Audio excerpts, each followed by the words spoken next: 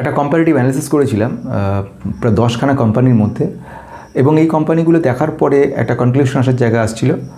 দেখলাম, স্টাডি করলাম কিছুটা, এবং দেখার পরে বেশ কিছু কোম্পানিকে অ্যাডিশন করেছিলাম। ভালো ভালো কোম্পানিগুলো ছিল এর মধ্যে। স্মার্টেন ট্রান্সফর্মার ছিল ট্রান্সফর্মার সেক্টরের মধ্যে, এবং সেখানে ট্রান্সফর্মারটাকে কেন নিয়েছিলাম, কারণ আগামী 2032 সালের মধ্যে বিশাল বড় মাপের একটা কিন্তু ইনভেস্টমেন্ট আসছে এই পার্টিকুলার সেক্টরে। এখনই যদি ইনভেস্ট করা যায়, অল্প পরিমাণে হলো, যদি একটা স্টক ইনভেস্ট করে রেখে দাও, তাতেও কোনো চাপ নেই। একটাই থাকলো না, ক্ষতি কী আছে? তোমার কাছে টাকা বেশি নেই, ঠিক আছে, অল্প পরিমাণে ইনভেস্ট করো না, রাশি ভুলভাল ইনভেস্ট করার থেকে ভালো একটা ইনভেস্ট করে রাখো। শিলচর টেকনোলজি, ভোল্ট্যাম, তারিল, ইন্ডোরটেক, Genius, Fujiyama, Oriana, PT, Diamond সবগুলোকেই কম বেশি দেখলাম।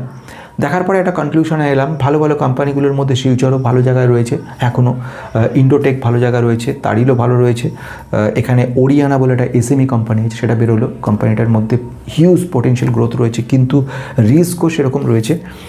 এছাড়া আরও বেশ কিছু কোম্পানি রয়েছে। পিটি ইঞ্জিনিয়ারিং কিন্তু যথেষ্ট ভালো করেছে। আবার ডায়মন্ড 7000% রিটার্ন দিয়ে দিচ্ছে 5 বছরে, কিন্তু ওভারভ্যালুড হয়ে গেছে, যেটা হয়ে থাকে। এখন তাহলে খুঁজে যদি বের করা যায় এমন কোনো কোম্পানি, যে কোম্পানির রিটার্ন এখনও ভালো দেয়নি, দেওয়ার ক্ষমতা রয়েছে অথচ রিটার্ন দেয়নি, তাহলে সেখানে ইনভেস্ট করাটা বেটার। অলরেডি আমি 7000% রিটার্ন দিয়ে দিয়েছে। এবারে এখন যা পরিস্থিতি, কম্পিটিশনের মুখে পড়েছে। আজ থেকে 5 বছর আগে ঠিকঠাক চাকা ছিল, কিন্তু 5 বছরে যেখানে দৌড়ে গেছে সেখানে তো আবার ওঠার সম্ভাবনা কম, পড়ার সম্ভাবনা বেশি রয়েছে।